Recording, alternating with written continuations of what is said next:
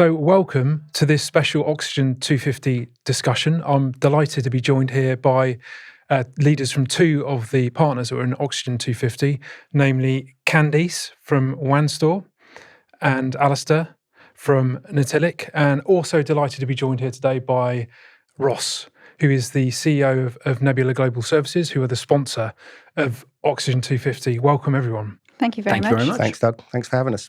Yeah, well, I mean, today we're going to be posing some big questions relating to some of the themes that came out of the report and have happened since then. But a good place to start, I think, Ross, with you. Could you just tell us why Nebula supported a project like Oxygen 250?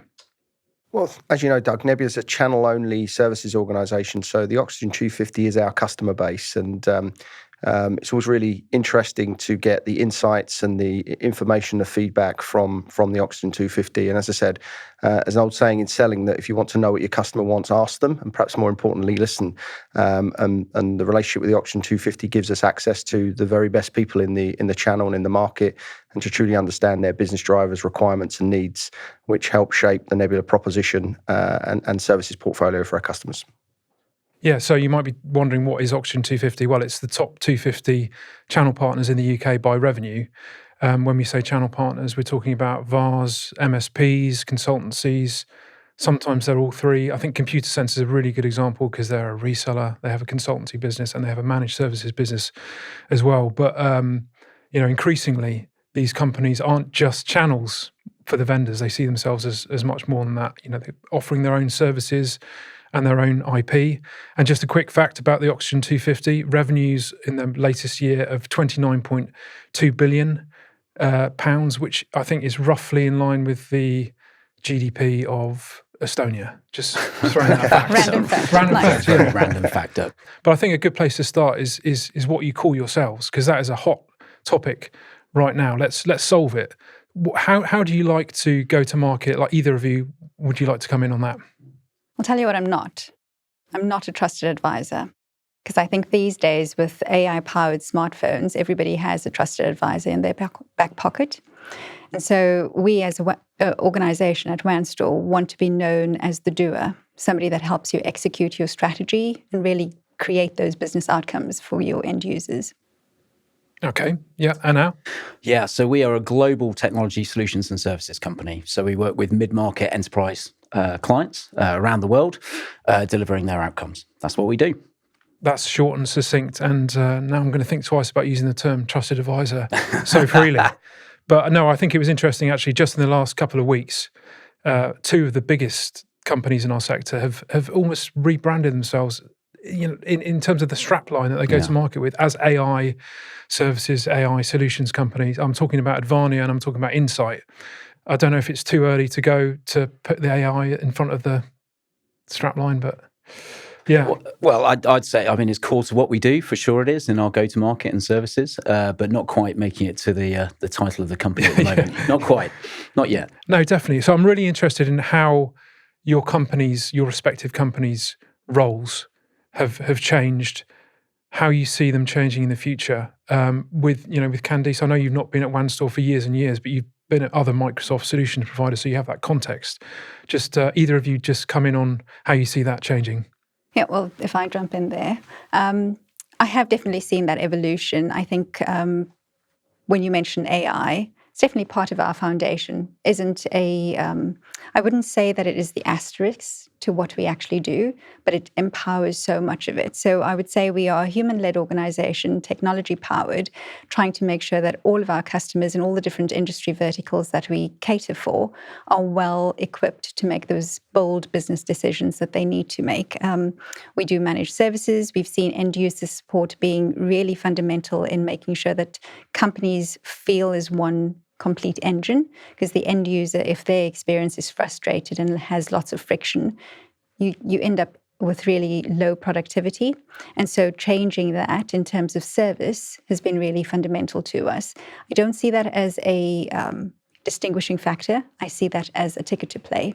So making sure that end user support is embedded into a secure way of going to market. That's what Wanstor is all about. Yeah, fantastic. And now I know you have a perspective on this as well. Yeah, well, look, we've been what we call confident guiding clients for years. So that's where our name comes from. And, whilst the solutions and services that we're delivering and working around today for our clients is different to what it was 5 years ago, it will be different in 5 years' time as well.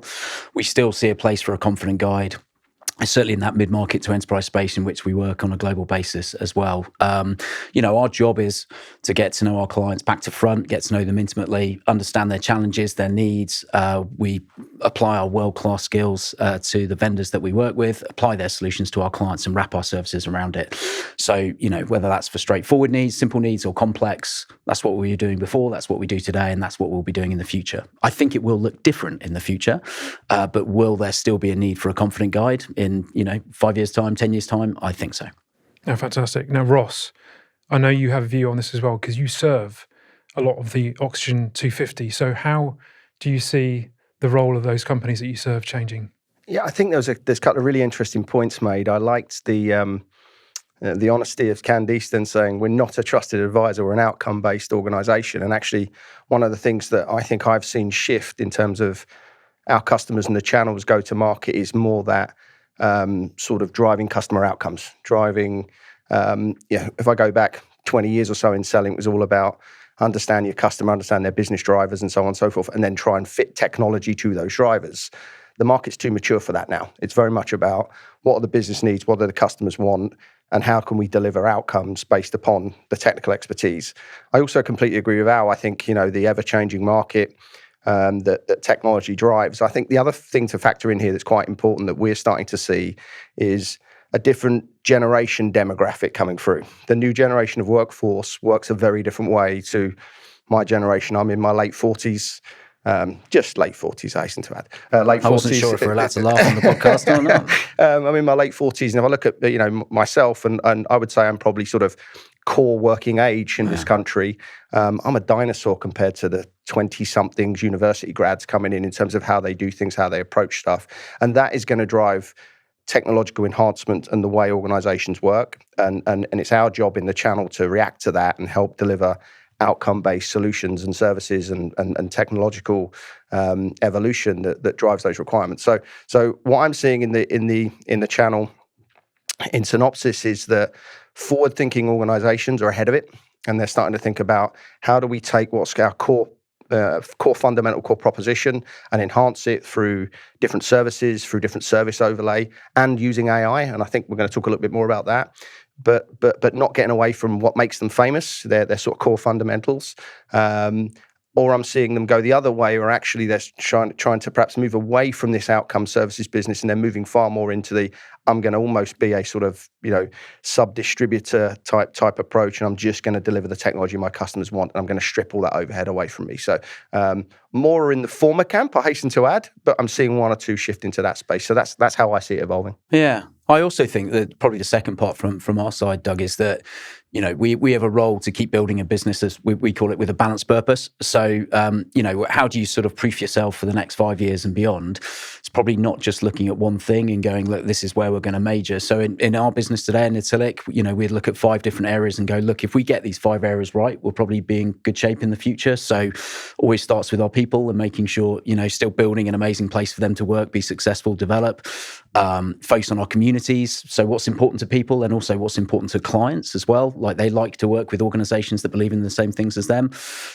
Build incredible relationships with clients, go-to-market proposition, productivity, and we'll talk around systemization, AI and tooling in a minute, and of course the fiscal side of things. But if you focus largely in those areas, then I think that's a great way to sort of future-proof the business. So we call that building a business with a balanced purpose. But I think that's also important when we talk about the role of we play.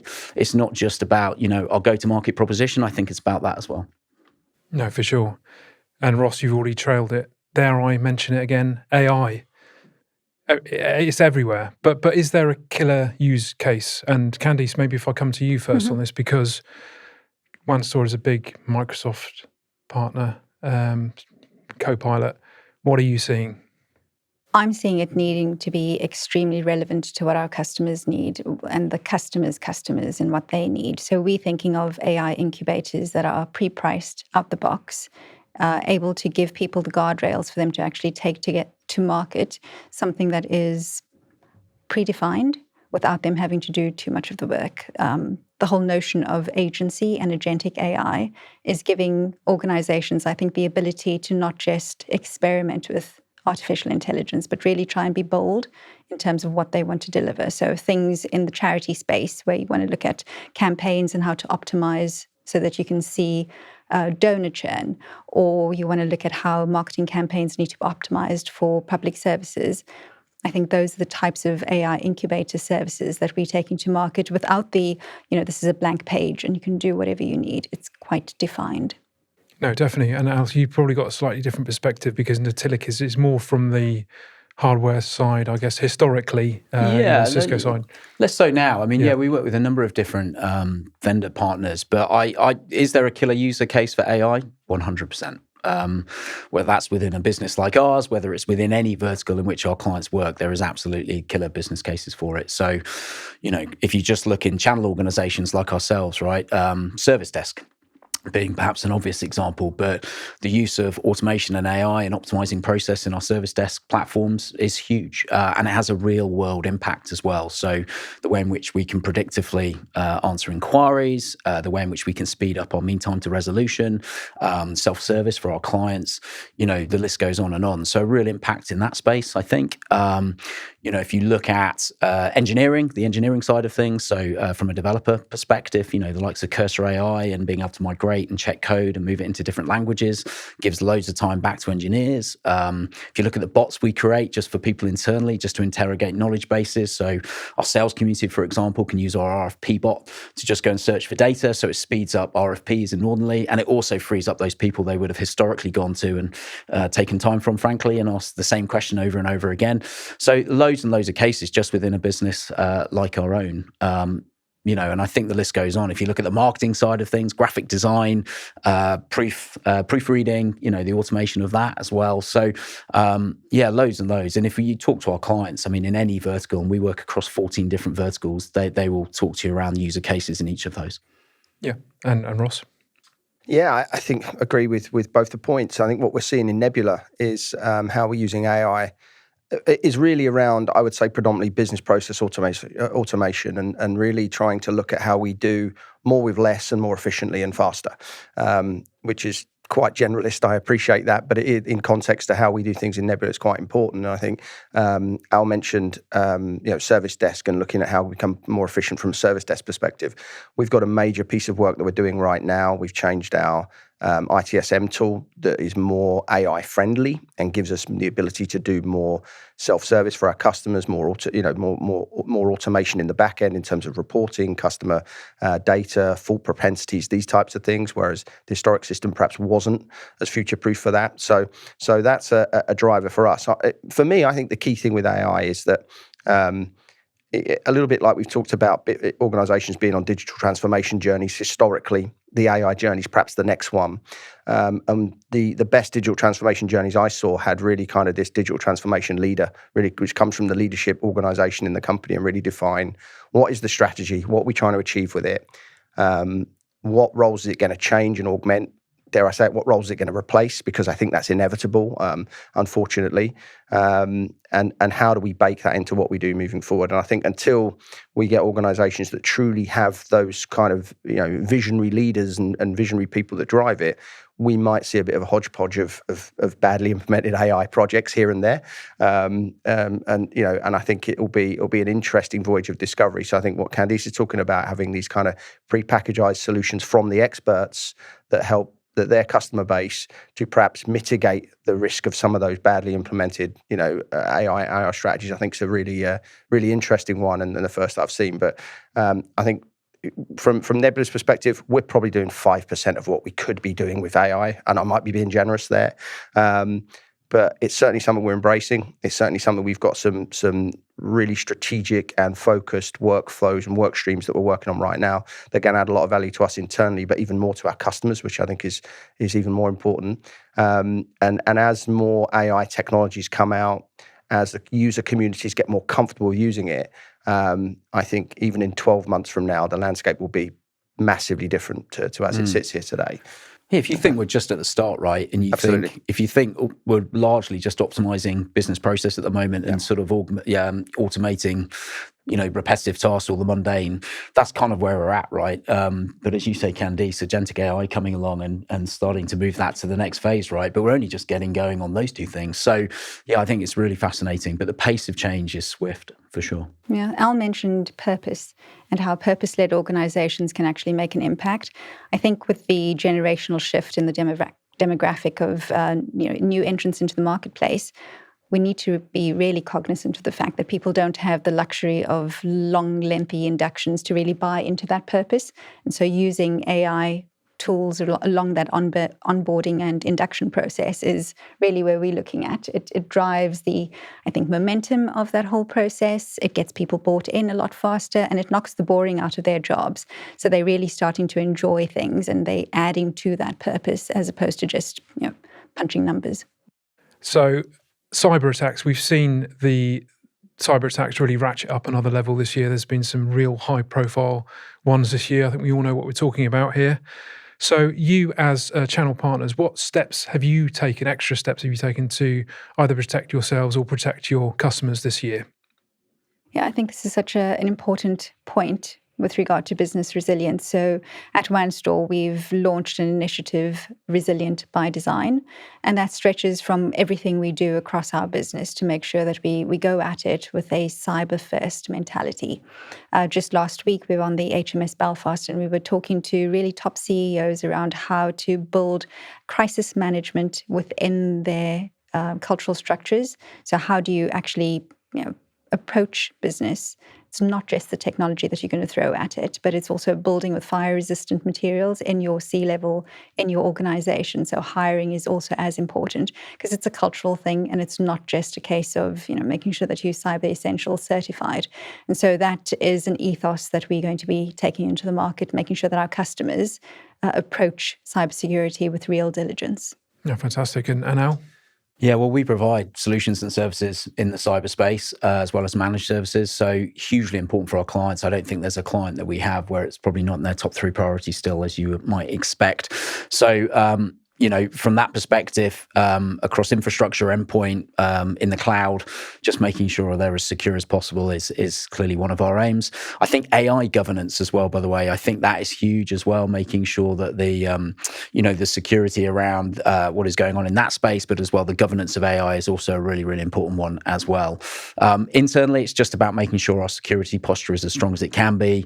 As Candice says, actually doing tabletop exercises and things like that as well, and making sure we're as prepared as we can be. But it's really about our clients and just making sure we provide the solutions and services they need to be secure. Yeah, definitely. And Ross? Yeah, from a Nebula internal perspective, I guess it's one of the things I will say about Nebula. Nebula is a born in the cloud company, so everything we do is cloud based. We use serviced office real estate, and so from the get go of Nebula, we work with tier 1 technology providers in terms of cloud hosters, SaaS type platforms. So that the technological adoption for us is really important. That we are working with those tier 1s. We have obviously our own MSSP function internally, so we run very, very tight internal governance and control. And a big part of that actually is our internal user community education. As you hear about so many of these cyber attacks is through someone doing something, making an honest mistake, or sometimes a sort of suboptimal mistake, dare I say it. So having that internal governance to make sure that our people are aligned with that, as well as point number 3 would be having, working with those tier 1 best of breed vendors and making sure our security technology stack is as robust and resilient and future-proof as we possibly can. So internally, that's really how we try and address things. I'd be lying if I said it wasn't something that wasn't regularly there in terms of senior leadership team meetings to talk about could we be doing more. And so I think Al touched on it with his customer base. I think it is on everybody's. But if you adopt best practice, if you try and do things the best way, you try and educate your people in the best way, then I think that gives you the best chances of mitigation from an internal systems and process perspective. And that's how we try and do it in Nebula.